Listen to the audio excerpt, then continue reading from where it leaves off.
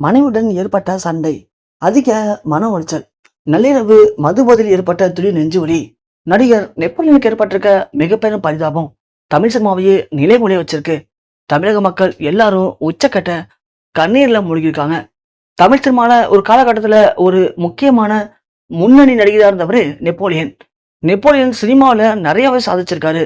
அது போக அரசியல்ல களமிறங்கி எம்பியா தேர்வாகி மக்களுக்கு நிறைய நல்லதும் பண்ண ஒரு நல்ல மனிதர்.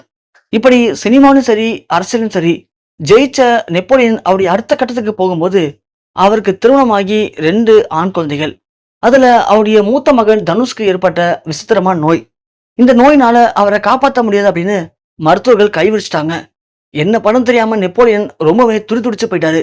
அதன் பிறகு வெளிநாட்டுல, குறிப்பா அமெரிக்கால டோக்கியோ மாநிலத்தில் இருக்கிற ஒரு முக்கியமான மருத்துவமனையில கொண்டு வந்து இவர் அனுமதிச்சா அவரை காப்பாத்திடலாங்கிற நம்பிக்கையில தான் நடிச்சிருந்த சினிமா, நான் இருந்த எம்பி அப்படின்னு எல்லாத்தையும் தூக்கி எறிஞ்சிட்டு தன் மகனுக்காக நேரா போய் அமெரிக்காவில் செட்டில் ஆயிட்டாரு நெப்போலியன். அவங்க சொன்ன மாதிரியே அந்த மருத்துவமனையில் அனுமதிக்கப்பட்டு சிகிச்சை பெற்ற பிறகுதான் நெப்போலியன் மகனுடைய உயிருக்கு எந்த ஆபத்தும் இல்லாம வந்திருக்கு. தொடர்ந்து அங்க சிகிச்சை பெற்றதுனால நெப்போலியன் தன் மகனை ரொம்ப பத்திரமா பாதுகாத்து வராரு. ஸோ அந்த மருத்துவமனை மட்டும் இல்லைன்னா தன் மகனை காப்பாத்திருக்கவே முடியாது அப்படின்னு பல பேட்டிகளை ரொம்ப உருக்கமா பேசினாரு நெப்போலியன். அது ஒரு மோசமான கொடிய நோய். இந்த நோய் தாக்கம் ஏற்பட்டவங்க அதிகபட்சம் 4 இருந்து 5 வருடத்துக்கு மேல அவங்களால உயிர் வாழவே முடியாது.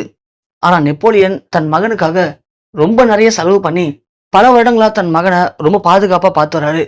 தனக்கு பிறகு தன் மகனை பார்த்துக்கிறதுக்கு ஒரு துணை தேவை அப்படின்னு கோயம்புத்தூர் சேர்ந்த ஒரு டாக்டர் பெண்ணை ரொம்ப கஷ்டப்பட்டு தன் மகனுக்கு திருமணமும் பண்ணி வச்சிருக்காரு.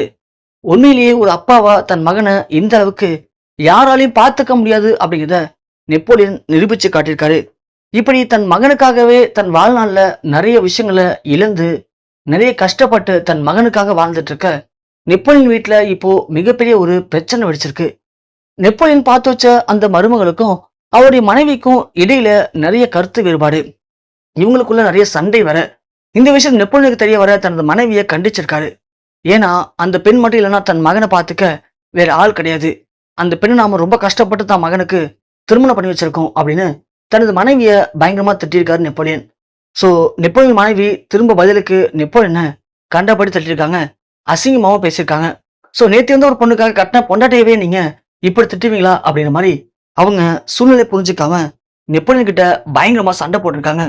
ஸோ தான் சூழ்நிலைய யாருமே புரிஞ்சுக்க மாட்டாரே அப்படிங்கிற பயங்கர மன உளைச்சல்ல நடிகர் நெப்போலியன் அளவுக்கு அதிகமா மது குடிச்சிருக்காரு. மது குடிச்சிட்டு அதை பத்தியே யோசிச்சிருந்த அவருக்கு நள்ளிரவு திடீர்னு நெஞ்சு வலி ஏற்பட்டு துடிச்சு அவருடைய வீட்டிலேயே அவருக்கு ஏற்பட்டிருக்க மிக பெரும் பரிதாபம் ஒட்டுமொத்த தமிழக சினிமா துறையவும் நடுநடுங்க வச்சிருக்கு.